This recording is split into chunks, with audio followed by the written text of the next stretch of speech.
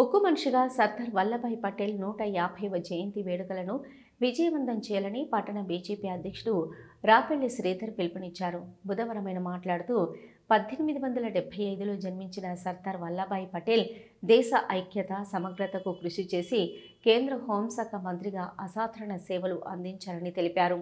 రాష్ట్ర జిల్లా బీజేపీ నాయకుల ఆదేశాల మేరకు రాజన్న సిరిసిల్ల జిల్లా కేంద్రంలో అక్టోబర్ 31 శుక్రవారం రోజు భారీ స్థాయిలో జయంతి వేడుకలు జరగనున్నాయని పేర్కొన్నారు. వేములవాడ పట్టణం నుంచి పెద్ద ఎత్తున కార్యకర్తలు, అభిమానులు ఈ కార్యక్రమానికి హాజరై సర్దార్ పటేల్కు నివాళులు అర్పించాలని రాపెల్లి శ్రీధర్ పిలుపునిచ్చారు. ఈ కార్యక్రమంలో బీజేపీ పట్టణ ఉపాధ్యక్షుడు అన్నం నర్సయ్య, మెరుగు లక్ష్మణ్, జవ్వాజీ రాజశేఖర్, సంపత్, బాలరాజు, శేఖర్ తదితరులు పాల్గొన్నారు.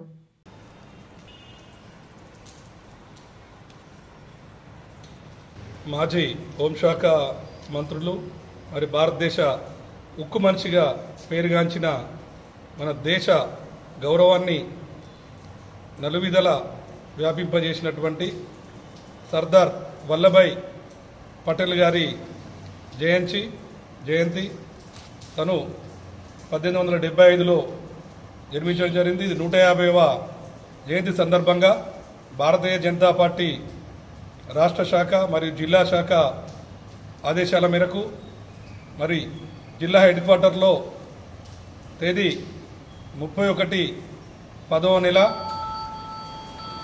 శుక్రవారం రోజున రాజన్న సిరిసిల్ల జిల్లా హెడ్ క్వార్టర్ సిరిసిల్ల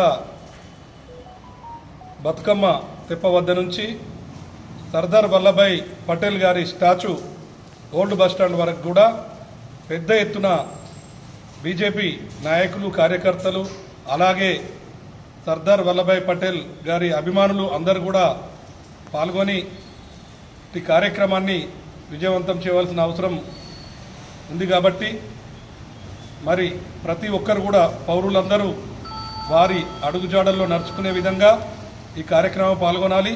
మన ప్రధాని నరేంద్ర మోదీ గారు ప్రధాని అయినప్పటి నుంచి కూడా కేవలం ఎలక్షన్స్ అప్పుడు మాత్రమే రాజకీయాలు, తర్వాత ప్రతి ఒక్కరి మన్ననలు పొందే విధంగా అభివృద్ధిలో భాగంగానే ఉక్కు మనిషి అయినటువంటి సర్దార్ వల్లభాయ్ పటేల్ గారిని గుర్తించి స్టాచ్యూ ఆఫ్ ఇండియాగా కూడా స్టాచ్యూ నిర్మించడం జరిగింది.